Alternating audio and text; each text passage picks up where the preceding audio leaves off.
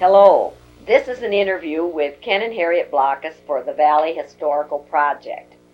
And the interview is being done by Harriet Blockhus and it's being assisted by Ken Blockhus. The date is March 13th, Friday the 13th, 1998, and it's done at the Blockhus home. And we'll start out, we're going to take turns. So we'll start out with Ken. Would you give us your full name, please? Kenneth Dean Blockhus. And would you tell us where you were born and when? I was born in the house that we're taping this in right now in October 2nd, 1931. And this house is located just about 2 miles from Elgin. And when was this house built? This house was built in 1927. Then where were your parents born? My father was born in Fayette County, close to Elgin, and so was my mother. Did you have anyone in your family? How many generations would you have to go back that they immigrated to the United States, and where from? On my dad's side, his parents immigrated from Norway in 1888 and came to this part of Fayette County around the Elgin, Claremont area. And on my mother's side, it would be my great-grandfather that immigrated here to Fayette County in 1869. And they came from?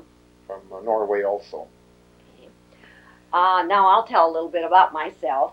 My name is Harriet Evelyn Jewell, and I was born February 22nd, 1932. I was born in Butler County, Iowa, on a farm.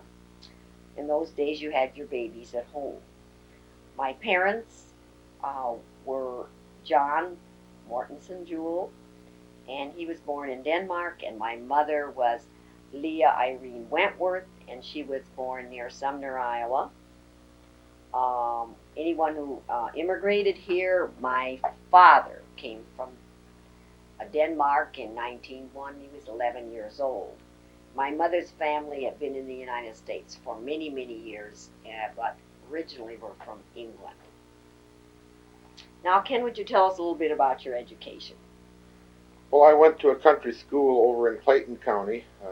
This farm that we live on here is right on the county line, so we live on the Fayette County side, but we had to go to Clayton County to our grade schools. And it was what we call the Larson Road. It's the next road over from this one to the east, and it was about 2 miles. We walked cross-country through the woods and went to school there.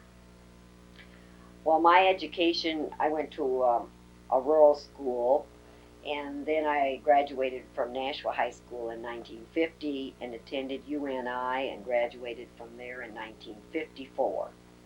Would you like to tell about when we were married? Well, first of all, I then attended high school at Elgin High School and graduated in 1949. And then I had one, what they call a winter quarter for agricultural classes that we went to Iowa State in 1950, the winter of 1950, and I had one quarter there. Now we'll get back to getting married. You want to tell about that? We were married in 1954. August 20th at Nashua, Iowa. That was Harriet's hometown and the Methodist church there. And but since our marriage, our religion has been? I was Lutheran, and when she moved here to this area, then she became a Lutheran also. And Ken, where have you lived in your lifetime? I've lived at this farm all my life, and in this house all my life, right here in the Elgin area. And I lived on a farm in Butler County until I was 18, and then I lived different places for a few years, 4 years, and then I moved to Ken's house, and I've been here for 47 years. You want to tell about what your job profession was all your life? I guess I consider myself a dairy farmer.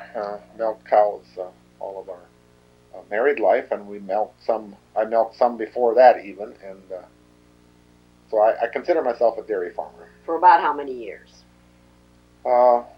We milked from about 35 years, really milking. Okay. My jobs have been, I was raised on a dairy farm also, which is rather unique, and my jobs have included being a librarian and a teacher and a mother, and now I do some substitute teaching. Now we'd like to move along, and Ken, we'll start with you. If I said, give me some of your childhood memories, what comes to your mind? I guess walking to country school brings back some memories. We always walked in the mornings.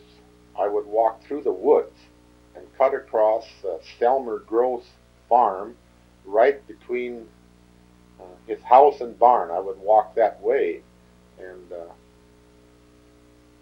was an enjoyable time. I always would see the birds and the wild animals walking through the woods and then through his farm and then to the school. So that was one thing I remember real And well. did you sometimes stop at the grove? That was on the way home. He would, Selmer would be by the house generally when I'd come back from school, and he would say, come on in and have a cup of coffee. And I suppose just a grade school kid, and I was drinking coffee way back when I was 10, 11, 9 years old, and we'd have coffee and cookies a lot of times after school with Selmer Groves.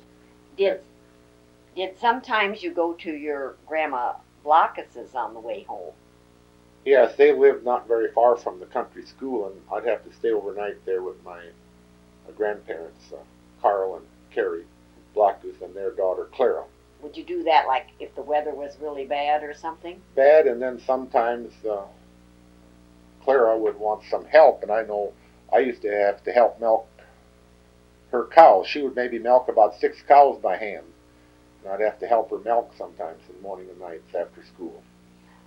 Could you tell the chicken story?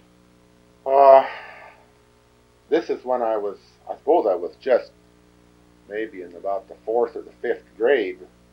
I stayed overnight with Aunt Clara and my grandparents, and she wanted me to help her butcher a chicken, so she had a stump with 2 nails drilled into that stump, and then she would put the chicken head on the stump, and I had to take the axe and chop the head off.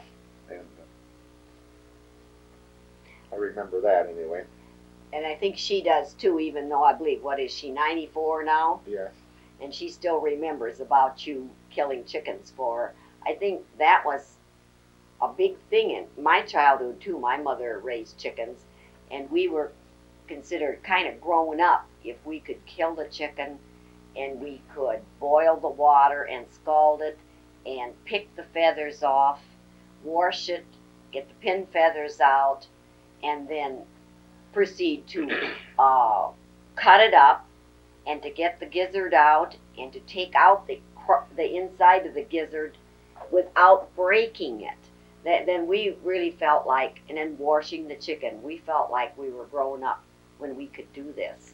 I guess Clara, I don't really remember me saying this, but she used to say that those times that I helped her butcher chickens, she would say that I would say, when we put that chicken head on the stump, I would say, now lay quiet, chicken, or something like that. Yes, okay. Any other memories that you might have about Christmas programs or... I think in country school we always had what they called a sociable, and we'd put on a little program every year, and I remember those were fun times. Parents and all the neighborhood would come to this program, and it would generally be in the evenings after school. And the one thing I really remember about that is that there was a man in Elgin, Frosty Welch. He had a gas station, and he would bring out cases of pop, and we could drink pop. And he'd bring some candy bars, and this was the greatest thing to look forward to, was when Frosty Welch would bring some candy and bottles of pop. Now, who paid for this? He generally gave it to us for the programs. And now, who were some of your teachers that you had? I had Signe Hansen, which would have been um, Bernard Hansen's and Harold Hansen's aunt, and Bernard Hansen's sister, and then I had Opal Larson and Marjorie Larson, and also then the last years in country school was Artist Growth at that time, and later became Artist McMillan. And Artist was always rather special for me because she introduced Ken and I, and she also helped me get my job of teaching school in Elgin, and that's why I came to the Elgin area in 1951. Do you remember anything about what the rural school was like for you? It was just a one-room school. We had a basement with a big furnace in it, and we either burnt wood or coal, depending on most of my years there. I think we burnt wood, but sometimes there was some coal there too. And I suppose it was, if they bought coal, they had some coal, but generally some of the farmers would bring in wood, and we burned wood too. So. Did you say you had a basement? Yes, there was a basement. I never knew rural schools ever had basements. Yes, we had a basement that was the basement was the full-size basement, the size of the schoolhouse, and we'd have to go down there and put wood in the furnace or coal in the furnace, and it was kind of a storage room there also. Now, I also went to rural school, but we just had a great big heater in the middle of the school. And when it was really cold in the winter, we'd have to leave our snowsuits and coats on until about the morning recess because it didn't heat up. And then after we got a oil burner, I suppose about the time I was in 6th, 7th, or 8th grade, we really thought that was pretty nice because when we came to school in the morning, the school would be warm. And we had to carry water from Elmer Larson's place every morning, and that would be two students would have to go and get a pail of water, and we all took turns doing that. Poured it in the cooling jug, and that was our water that we could drink during the daytime. And it always seemed like you were a big person when you could go carry the water, and I didn't get to do it right away because I was so short, and we would put one person on each side of the pail. I don't know how you did it. And so when I was so short, that was hard to find someone to carry the pail with me. And then we would have kind of a ceramic water jug. Is that what you had? Yes, yes. Yeah. And then we could get our water out. Yeah. Do you remember anything else about the rural programs? I remember the Christmas programs, and we would put practice. We wouldn't have classes. We would just stop our classes and practice the programs, and then we would have it, a few days before Christmas at night. I think we had about the same way, but we always had this yearly sociable. Okay. Now, would you like to, let's move back, and you tell us a little bit about Elgin as you remember it as a child, and then I will tell what Elgin was like when I came in 1951. And maybe we can get some differences, especially what it was like in 51 compared to now. Would you like to start? Some of the stores have either burnt down or changed or been torn down, but a lot of Main Street is still kind of the way it was when I was a child, only they've modernized the buildings and made the fronts more modern. And we've lost some of the main buildings that I remember, such as the Opera House, which used to stand right next to Turkelson's Garage, where they have their parking lot for their cars now. And there used to be what was called Weibel's Mill, just as you came across the bridge into Elgin. And I remember that we used to have some feed ground there, and my dad would get it sacked in sacks, and we had to haul it home. And there used to be a blacksmith blacksmith shop and wagon making shop right on Main Street, about where Kevin Moore's supermarket or grocery store is now. It used to be in that area, Phil Mosier, and I remember that as a child. And we had this hatchery in Main Street, Capper's Hatchery, and there was a lot of businesses that had gone that I remember them as a child. Yes, I remember too that when I came in 1950, there was only one blacktop surface road that came into Elgin, but then there were one, two, three, four other roads that came into Elgin. And I thought, oh, it was right out here down in this little Turkey River Valley, but it was just a bustling town. My parents came once while I was the first year I came here to teach, um, and they bought chickens, and then they would want to go to the canning factory and buy a case of canned corn.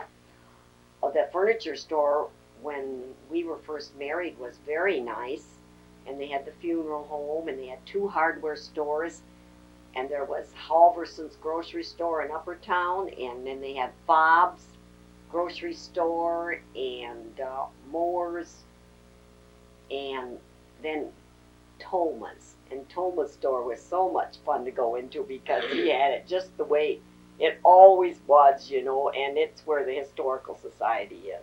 Yes, I should mention that when you mentioned Toma's store, that I just reminded me the other day when I was looking at some old history that back in 1939 it was one of Elgin's homecomings or something, and they brought in different entertainment, and they had a man the tallest man I think it was in the world at the time.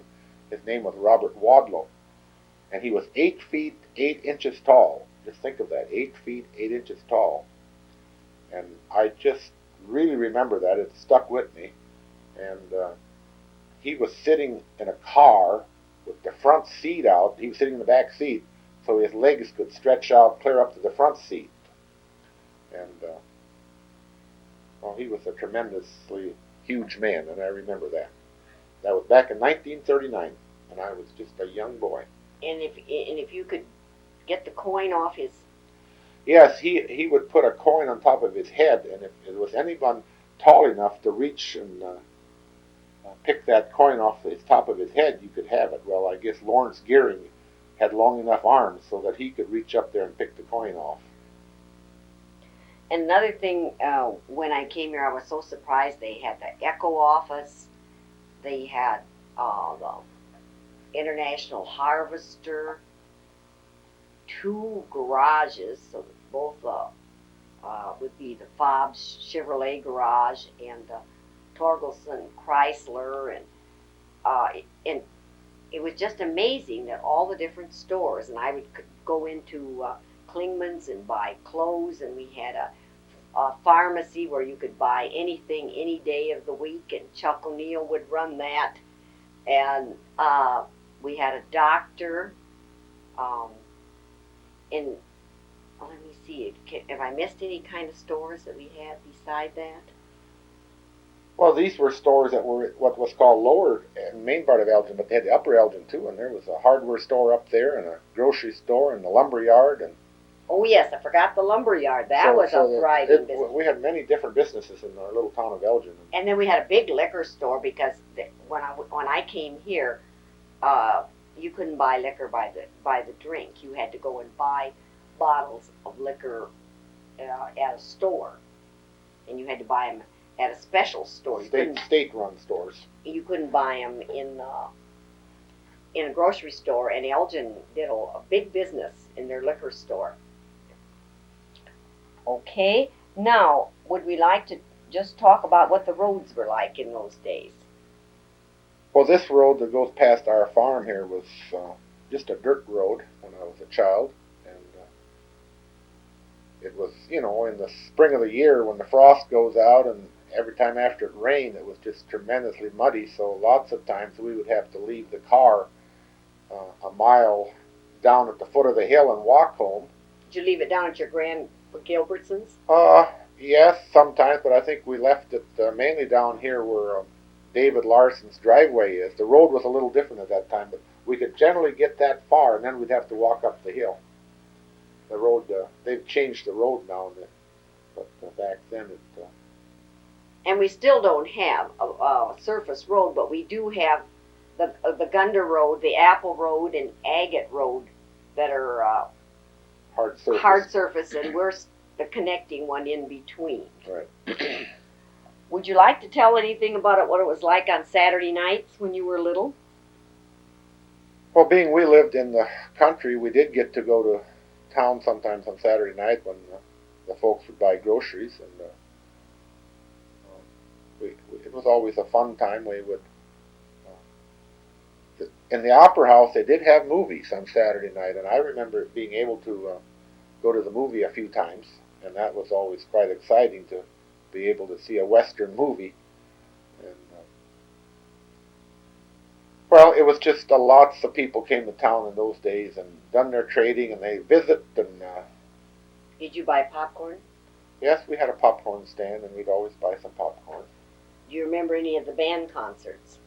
Yes, they'd have some band concerts in the park there on Saturday nights, and but we didn't, as our family didn't always get to go in as much as maybe some families. We just didn't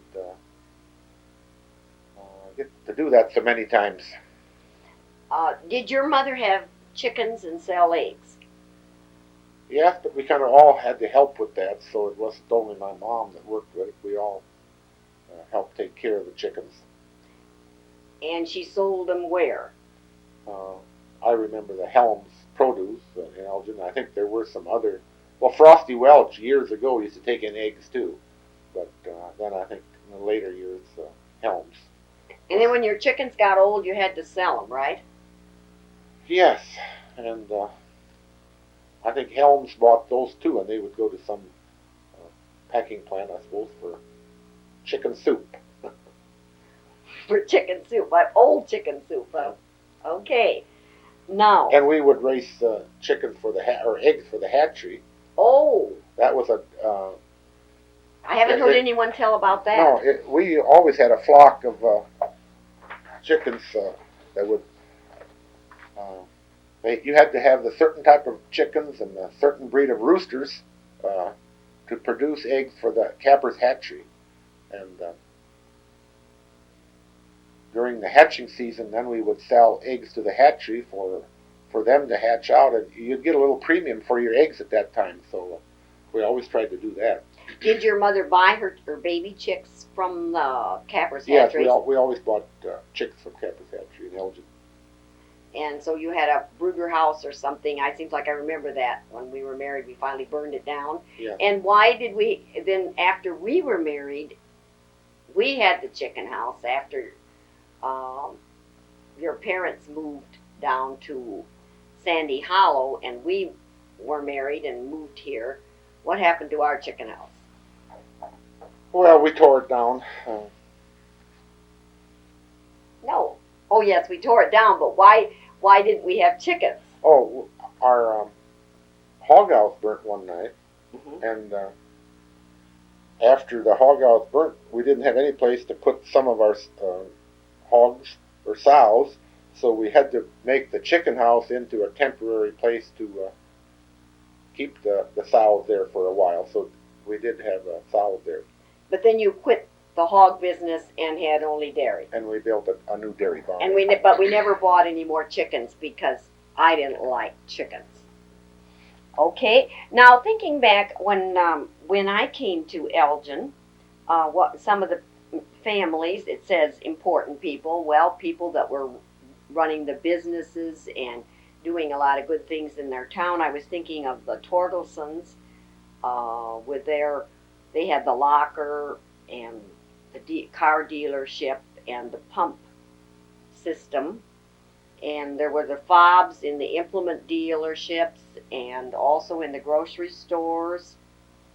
Dr. Wolf had his office there and put in many years of service, and Dr. Kreider was the rather famous veterinarian. Do you want to tell anything about him? He was our vet, and he was, always could tell a joke every time he came, and he was always time to visit with always had time to visit with everybody. And I think everybody enjoyed Dr. Kreider, our local veterinarian. You mentioned that you did some movies. Did you ever go to dances? Not very much. Can you tell why? I guess our parents just didn't think that dancing was the correct thing to be doing, and so I didn't really do much dancing. That's kind of interesting because I was never allowed to go to any public dances, until after I was out of high school, and even then my mother rather frowned on it. We could go to what we called shower dances for brides and grooms. I guess we did some roller skating much more than we did dancing. Did you do much traveling when you were young? Not really. I guess I know back in I think it was 47 or so, a few of us from our Luther League in our church took a train to a Luther League convention clear up to Winnipeg and Saskatchewan, Saskatoon in Canada, and that was maybe my longest trip at that age. And then I would take the train to my cousin up to Blooming Prairie, Minnesota. We would get on the train either at Postville or Kelmer and go right up to Blooming Prairie on the train. I remember that quite often. That sounds exciting because I never got to take a train ride. I never took a train ride till I was in college. In fact, I've only taken 2 train rides in my whole life. Do you remember any ethnic traditions that were common back among the Norwegians that maybe have disappeared? Was it kind of a tradition to marry within your congregation? I suppose to some extent people didn't get away from home as far in those days, and you married locally, and they married within their congregation. A lot of people did at that time. But cousins didn't marry cousins. No. I noticed that when I came here, that cousins did not marry cousins. And then finally, when it got to be your generation, everybody had to do what? Just about. Kind of spread out over the country, I guess, and got girls from other areas. All those Methodists and so forth. Okay. Do you remember anything about the Depression? It was it was before you were born, but I mean, as a child, do you remember your parents talking about it? Well, they talked about that things were really, financially, was really hard at those times, but they lived on a farm, they always had food because they would have their meat, the homegrown livestock, and their gardens where they would have their vegetables, and so I don't think any of us starved. We always had plenty to eat, but when you're young at that age, you don't. I can't really remember that money didn't mean anything to me at that age, so I don't know whether we had much money or not. But I know my folks talked about it a lot, that there wasn't. A lot of people didn't have anything. And my mother would say, well, farm people didn't have any money in the bank anyway, so they couldn't lose too much. It was only the people that had a lot of money in the bank that lost a good deal of money. And she talked a lot about the drought so much. She said the cattle were so lean that they just could hardly walk. And she said the combination of the drought and the Depression really was a long haul for them. And I was born in 1932, and she wrote in my baby book that I was the sunshine in their lives at that time when things were tough. Mm-hmm. Do you have any more to say about that? I know back when the years that things were really dry, and people did that anyway. They would herd their cattle out on the road to let the cattle eat the grass in the ditches, and someone would have to stay with, whether you had 10 cows or 20 cows, you would let them walk in the ditches and eat the grass out just to have more to eat for them. Did you serve in the Army? Yes, I served in the Army in 1954 through 1956. And part of that time was spent over in Japan. This was during the end of the Korean conflict, so we were shipped to Japan as occupation forces, thinking that we would have to go to Korea, but we never did because the war was over, so we just trained in Japan as supplemental troops. And whereabouts in Japan did you? Oh, we were at Yamagata, which is north of Tokyo, about 60 miles. And You did maneuvers on. and we also did maneuvers on Mount Fuji. And people wonder how we could do that because that's a sacred mountain. But at that time, the United States was the occupying force in Japan, and we had training and camps right on the foothills of Mount Fuji. And, so I was there many times. You were part of the program when we had universal military training, that everyone had to go to the Army for 2 years. Yes. Did you feel that was a good thing? Yes, and I was married. We were married just before we went. I went into the service, which seems so strange to people nowadays, but a lot of different young men and women did that at that time, so it wasn't so unusual at that time. But what was unusual, I didn't go along. I went Right. to Cedar Rapids and taught school for 2 years. Right. And now, everybody, if their husband's in the Army, they go with them. So I never got to go to Japan. You want to turn this off over here first? Till we get the tape going again?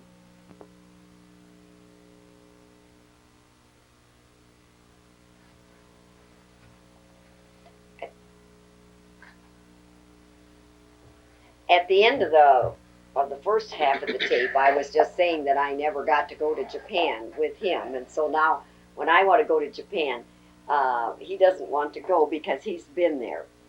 One thing I'd like to talk about before we go into spending the rest of the tape talking about life on a dairy farm, as Ken and I have known it, is one of the lifestyle changes that brought our life different than our parents is at the same age now at 60 years and plus was Social Security. People travel more. Some of them go south for the winter for a few weeks or months. They take cruises in the winter and they travel west and north in the summer, maybe to Alaska. Now, I wonder, Ken, do you notice any particular changes in lifestyle?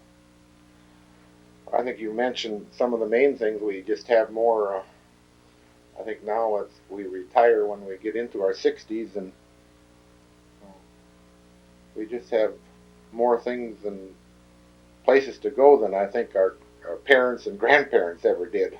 And we do live longer, and now like we do have a cabin on the Mississippi River, and we spent many wonderful times there while we raised our children because we were farm people and we milked and we couldn't take lots of long trips, so we would drive to the river and do activities like water skiing and boating and fishing. We would do all those things and still make it home in time for chores. Now we'd like to move on to talk a little bit about what rural electrification did when it came to the rural areas. Ken, would you like to talk a little bit about that? I'll first mention that in this particular house, it was built in 1927, and at the time it was built, they put in this Delco home plant, electric plant, which they had at that time, and it had a big storage battery system with it.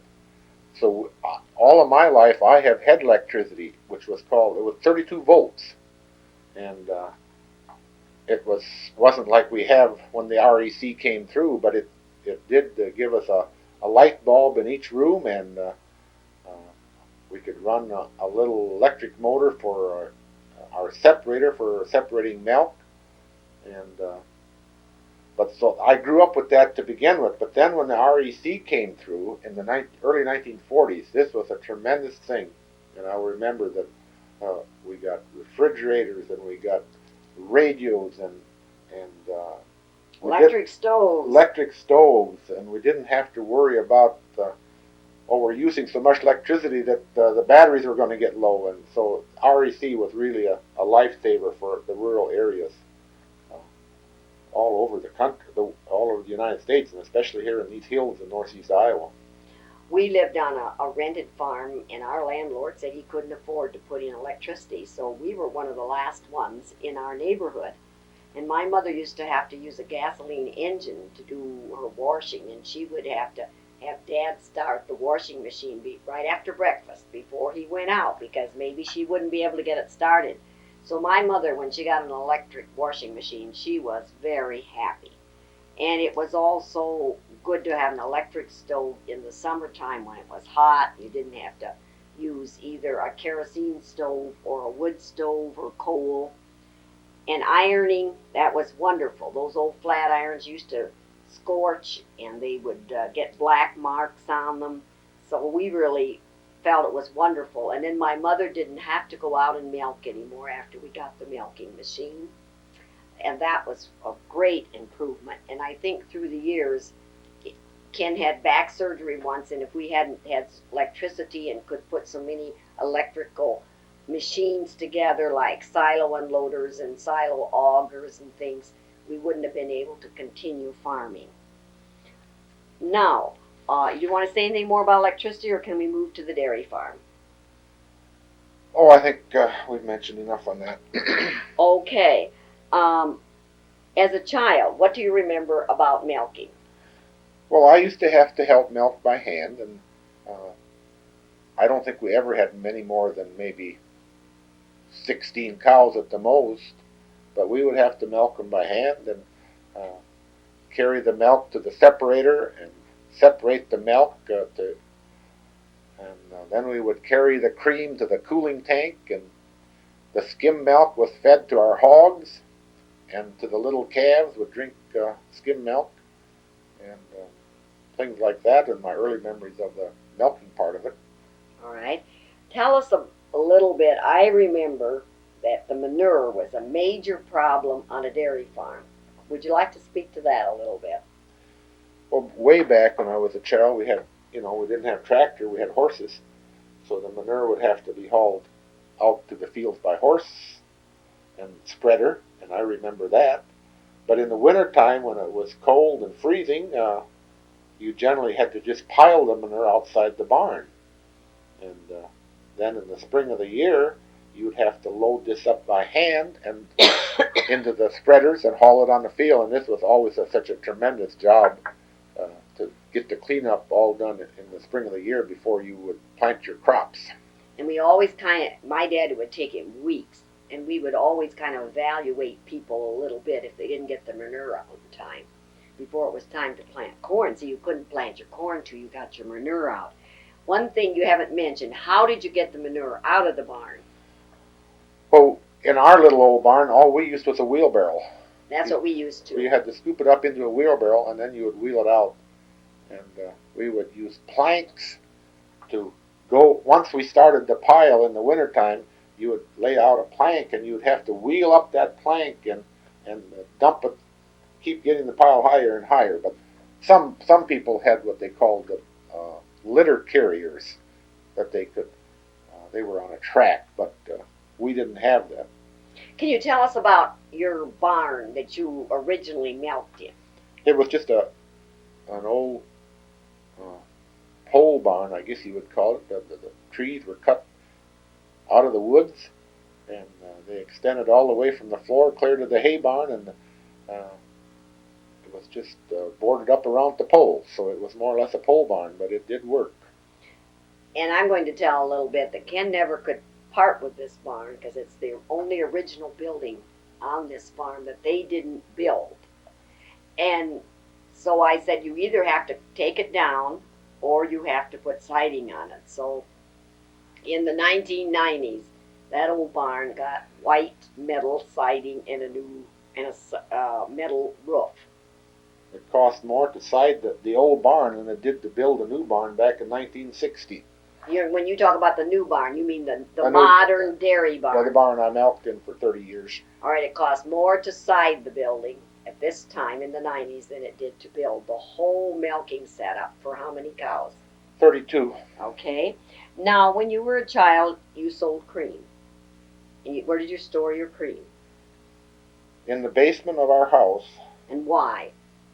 We have spring water that runs by gravity into the basement of our house, and at that time it used to run in a cement tank in the basement, so that we could. And the spring water was always cold, so we could cool our cream in this tank in the basement, and that tank is still in our basement, but we don't have water running into it anymore.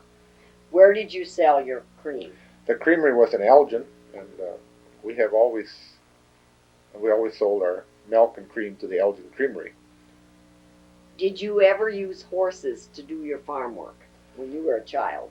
I used to have to help with the corn was picked by hand, and I know we had horses on the wagon at that time. And for haying, we'd use horses for raking the hay and for loading the hay and putting the hay in the barn by pulling the hay rope. And cultivating corn with a horse cultivator. I remember that. How many times did you have to get through your corn if you were a good farmer? Well, I suppose you would have to go through 4 times. Okay. And usually it was set so you could go both ways. Yes, I think you're talking about over in your part of the country where it was level. Oh, okay. But here in the hills, we started conservation work more earlier than most people in the state of Iowa. So we actually done a lot of contouring way back in the late 30s and 40s, which started here in the hills around Elgin, and this surprises a lot of people that we did that. So at that time, when you went on the contour, you would plant your corn what they called power check, and it was more or less drilled in. So I didn't get into too much of this using what they would call wire and plant your corn so you could cross it and have hills every so many inches so that the rows would be straight both ways. Now, when you talked about making hay, you talked about the horses pulling the rope. You mean the hay rope for the hay fork. So how did you put the hay up in those days? It was put up loose, and it was loaded onto hay racks with a hay loader, which was pulled behind the wagon, and this hay loader put the hay up into the wagon, and then you had to have someone in the wagon piling the hay, loose hay. Then you would haul this loose hay to the barn, and there was a hay fork that was hooked on a rope that would come down from the hay barn of the barn, and you would generally have either a team or one horse pulling the hay fork rope to pull this hay up into the hay barn. And one of my jobs, we had a pair of Belgians, and I had to drive the horses and on the hay fork, and we also had to pull the rope back, and that was a hot, dirty job. Then, when did you get your first tractor? This was in the early 1940s or late 30s. I know my dad bought an F-14 Farmel from Bob Fobbs after he started the implement shop here in Elgin. That was our first tractor, and it had rubber tires, and it would go about 10 or 12 miles an hour in high gear, and it would pull 214 bottom plows, and we thought this was great. Can you remember the first tractor you bought? Yes, I think I bought a John Deere from Elmer Olson in Claremont. Yes, Elmer Olson always could sell you machinery. I had all John Deere equipment during our farming years. Did you have to cut wood? Yes, we cut a lot of wood because that's all we burned for heat in this house, and every year you would have to get enough wood cut for the whole winter season. So, and this was kind of you would help your neighbors too. You would pile up this wood into lengths of timbers, and then you would have a saw rig which would saw the pieces into chunks, and you'd call your neighbors in to help you do this, and then you would go to your neighbors and help them saw wood too. So it was always a yearly job, and we burnt a lot of wood. Would you check and see how we are on tape? We got about half of it left. Oh, good, that's good. Then you could tell us a little bit about your uncles, Hilder and Miller Gilbertson, and their sawmill. Well, they had a sawmill here just a mile down the road from our farm, and I used to have to help saw lumber for them, so I would help with that many different times. And that sawmill is still sitting there, but it's not in use anymore. But how was that crucial in the building of the buildings that you have on this farm? One of our machine sheds, which my brother helped build, was made all oak framings, and rafters were cut from our own timbers, and that was sawed at the sawmill. And then the barn that we did our milking in for 30 years, all that lumber was sawed at this sawmill too. And could you tell us, now, none of native lumber was not used in the house. This house, your parents did not build this house. They built the Quonset shed, and they built the garage, and they built the dairy barn, and you built other sheds. Yes. But can you tell us about who built the house? There was a man by the name of Louis Anderson. He built the house back in 1927, and then in 1960, when we built this new dairy barn, I had him help build that too. So he was kind of proud of that. He had built the house and the barn on this farm. In all of our married years, we have lived here 44 years. Well, except for the 2 years in the Army. Whenever we wanted to fix the house, he always wanted to come back. And could you tell us how much it cost to build this house? If I remember my brothers and parents talking about it, I think it was somewhere around $3,000 or something, wasn't it, for the whole house? I thought it was. Or was it $5,000? And that included the digging of the basement and everything, I think. And the finishing. Yeah, the whole works, the woodwork and everything. And that was in 1927. Yeah. And so things have really changed a lot. Your parents had gardens. Yes. We always had a garden, and I think most families did at that time. You'd raise your own vegetables. And what was one of the traditions in about July to go to the woods to do? Pick wild raspberries, black raspberries. We always had to do that. And we would pick them by the bucketfuls, and my mother would can them, and we'd have real good raspberry sauce all winter long. And it was quite a treat when she would have company, and she would always bring out that quart jar of canned raspberries. Did you, what kind of animals were in your woods? How many acres of woods did you have at that time? Oh, this farm always has had about 80, 90 acres of timber on it. And but when I was a child, we didn't have some of the wildlife that we do nowadays, because the deer and the turkey hadn't come back to this area yet. But we had fox, and we had skunk, and we had coons and squirrels. Did you ever have any bears? Just in my stories. And you want to tell about your stories? Oh, I used to joke with our little girls at times that there were bears in the big This is when you were, after, you were grown up. This was in the 60s. Right. I always had a story about the bears in our big woods, and they always enjoyed listening to those stories. And they still like to hear about the bear stories in the woods.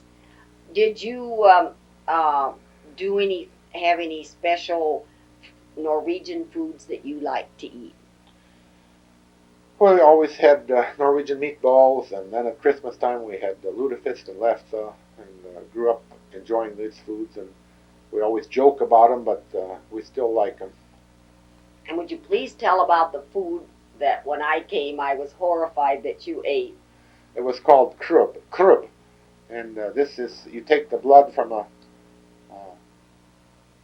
when you butcher, you would save the blood from the hog, and then you would cook oatmeal with it, and you would bake it, and it would be called krub, and it would come out like a hard cake. And then you would slice this off into little chips, and put it in a bowl, and put milk on it, and cook it up again, and it was a good meal. One of the things that impressed me when I came here was how close the families lived. Can you tell about who your neighbors were and how they were related to you as you grew up.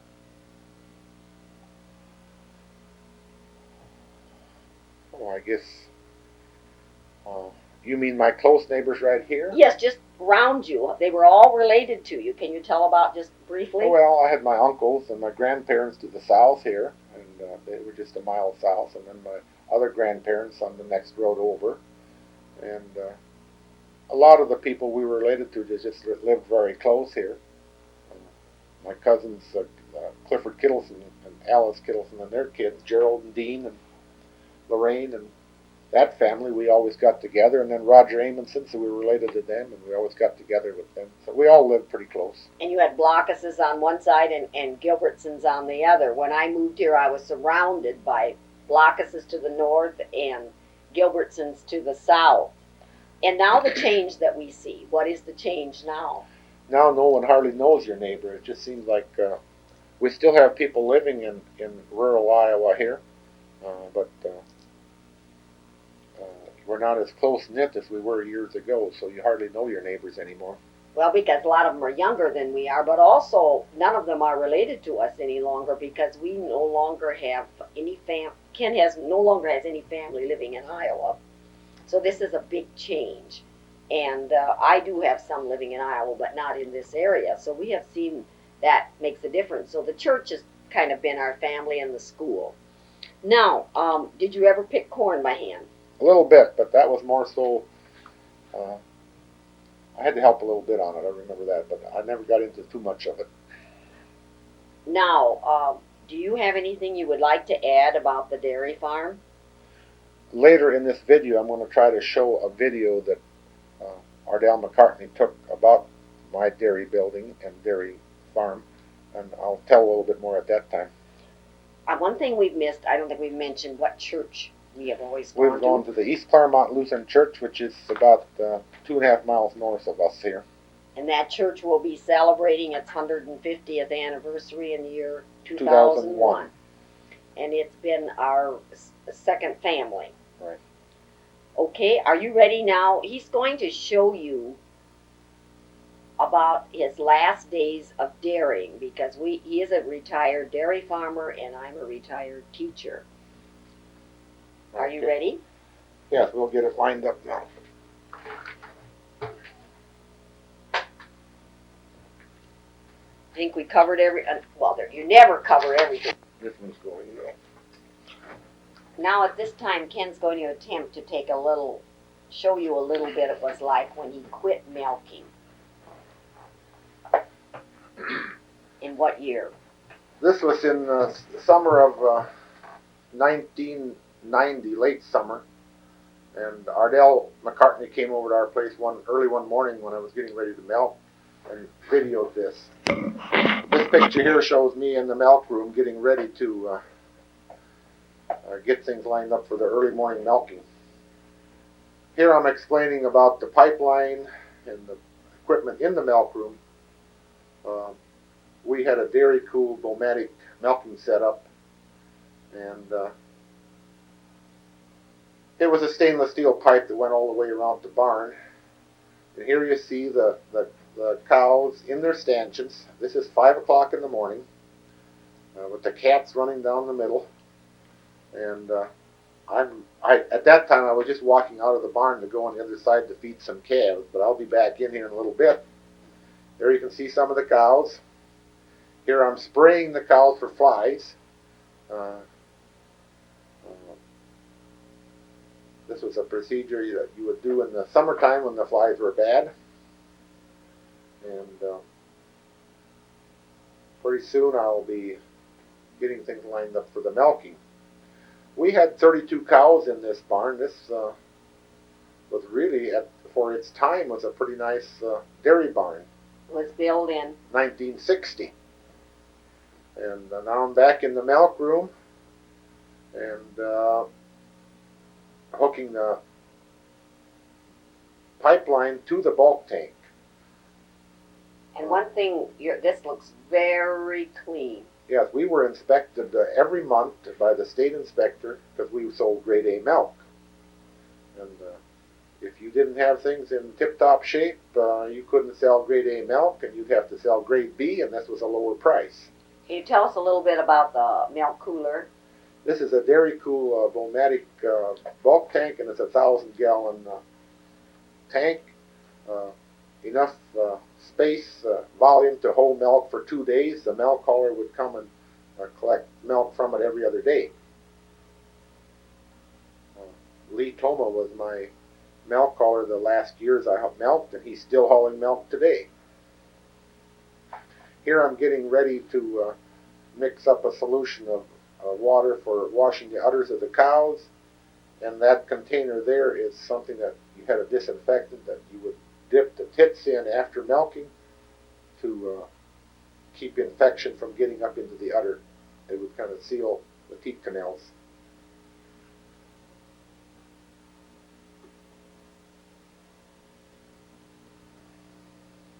And now you're heading for the stanchion barns, and I'm washing off the cows.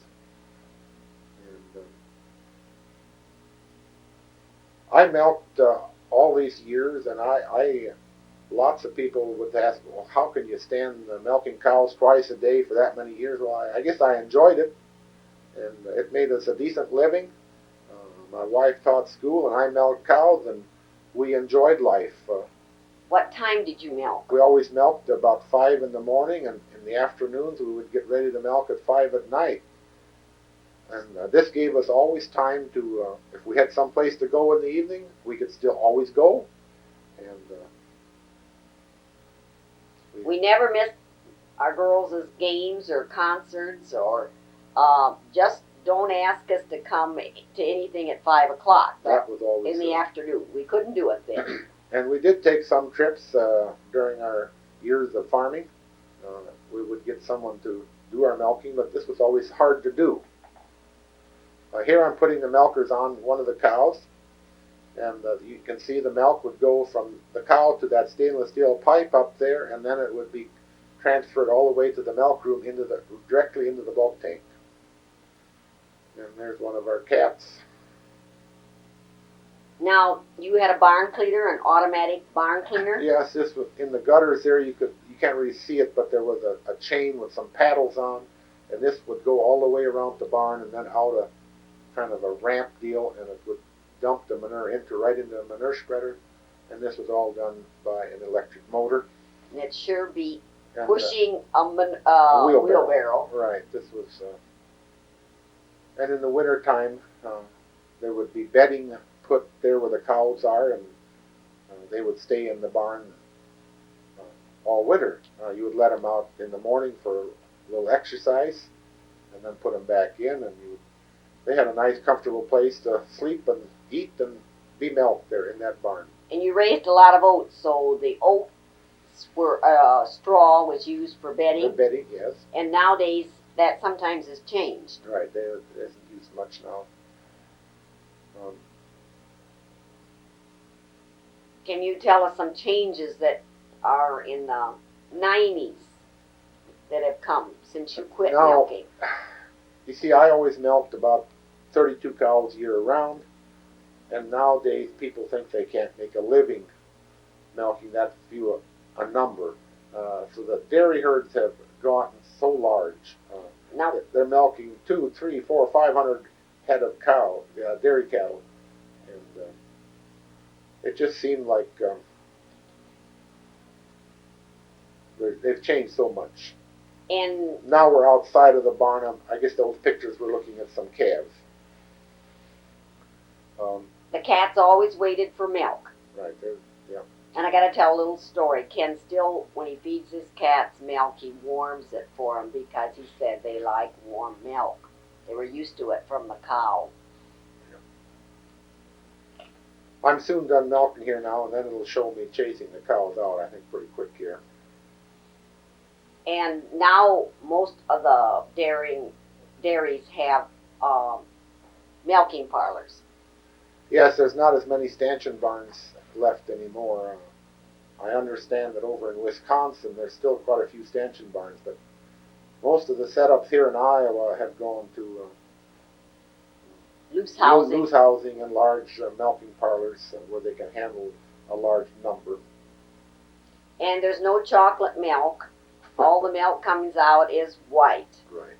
And what was neat about this milking procedure was that the milk went directly from the cow through the pipes into the cooler with no one touching it and never exposed to the air. And when I talked about inspectors, you see, they would check your somatic cell count, and if you had a high count, this was bad. And I was always able to keep my somatic cell count down, and this had to do with the cleanliness of all your equipment and the health of the cows. One thing we didn't mention, he said earlier that we had spring water. When we got this barn and had more cows, what did you have to do? We drilled a well and had water piped from this well into the house and the barn and under pressure, and so we have a good well and water system at the present time. This well is 350 feet deep, and it's good water. Here on cleaning up after milking, you had to clean up everything and store it away for the next milking. And the pipeline itself was cleaned automatically. It's just kind of like a automatic washing machine. It'll suck the water into the line and rinse it through, and had about 3 cycles to it. It would put clear water through on the first cycle, and then it would mix some soap on the second cycle and run soap through it, and then the third cycle would be a rinse. One thing I want to mention is that in most dairy farms, the women helped take care of this area. But I taught school, and my husband took care of the dairying, and he did all the washing. I probably could count on 2 hands how many times I ever ran that washing system. It was maybe he was gone or he was sick or something. Yes. My dad did know how to, John Blockhus, my father, did know how to run this a little bit, so if I was sick or something, he could run the machine for getting it washed and getting everything lined up. But I'd generally get some young boys to come in and help milk if I was laid up. In the early years of our milking, then his dad would come every morning, and he'd clean down the barn, and Ken would come in for breakfast, and I'd say, well, what did you and your dad talk about? And Ken would always say, we don't talk, we just work. Yeah. We weren't much at visiting. Not that early in the morning, anyway. But he would always come, and then he would go down for coffee with Earl Keifel. That's my dad that she was talking about.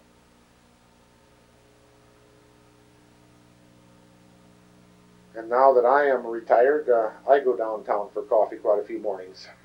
Just like his dad did, because we are the second generation for this farm. But we have no children who wish to be farmers. None of our girls, we had 3 girls, and none of those girls married a farmer. But That's it. do we need to add any? Now we are to the plate where what should we do with this farm? No one wants us to sell it in the family, but Ken is the only farmer in the Blockhus family, in his immediate family. None of them live in Iowa. None of our children live in Iowa. So the problem is, where shall the farm go? No one wants to see it sold. But our area, our children's husbands' jobs are not the kind that makes it easy for them to move here. You want to add anything, Ken? Well, I think that sums it up. I guess, if we can keep it in the family, fine, but if we can't, I guess it'll have to be sold someday. I'm sure none of them would ever do dairy farming. If they bought the farm, they would be more like for investment, or it would be like if they would do something else and just lived here. One thing we have not mentioned, we did not have any boys, but we did have a boy, Ronald McCartney, that came and lived with us for 7 summers and worked for us. And he is the one that now rents our farmland and farms it very successfully for us. And so that is why we're still on the farm, just living here. Sometimes we rent out our pastures to different people. And we appreciate that he has done a good job of taking care of the land for us. Do you have anything else? I'm kind of waiting to the end of this film. It kind of shows I'm chasing the cows out the barn. Okay, we'll just And if our tape is long enough, it'll get the last of it here. we might mention that Ron came from the city, Pittsburgh, and wanted to farm, and he now owns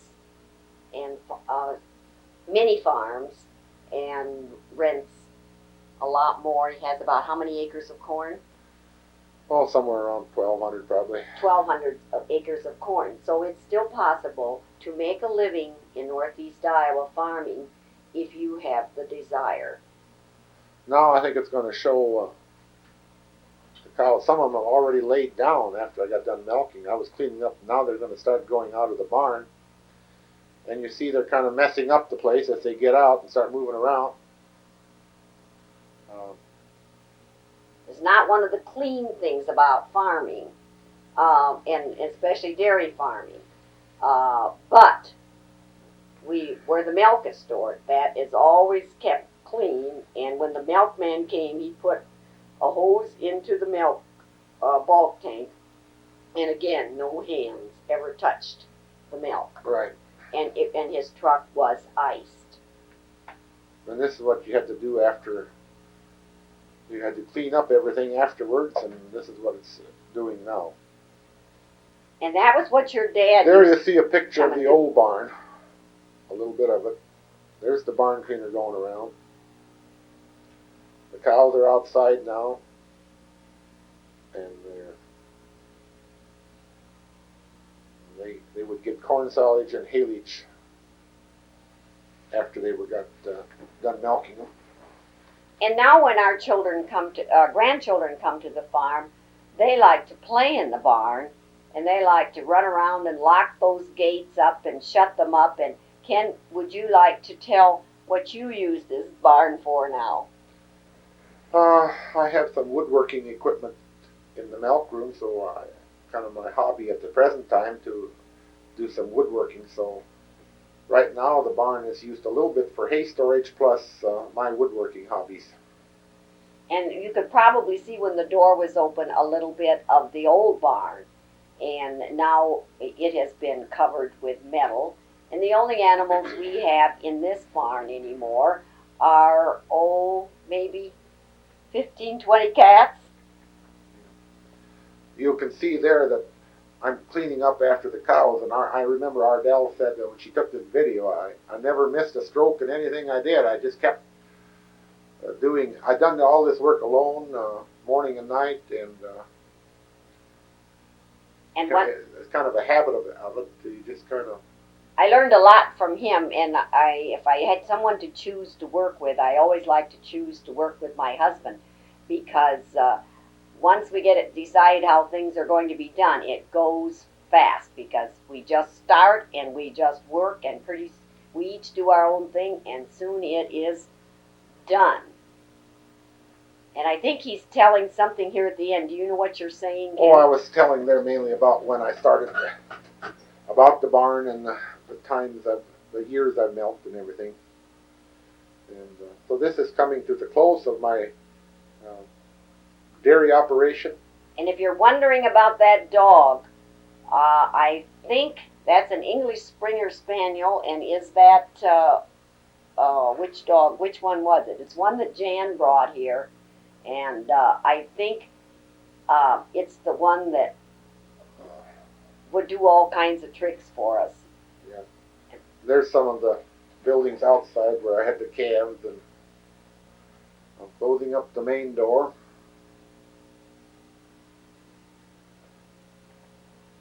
That door was so heavy because it was made, you see how hard it was to push? That was made out of native lumber. And we put a new door on that when we did some siding, and they said it was the heaviest door they'd ever seen. there, I'm done milking, and I'm going up. I told Ardell goodbye. I'm going up for my breakfast, so that would have been about 7 o'clock in the morning in late summer 1990, and started at 5 in the morning, and I always ate breakfast at 7 so that Harriet could get to school. And I think we're saying goodbye. Right. This is what we know about dairy farming after spending a lifetime with it.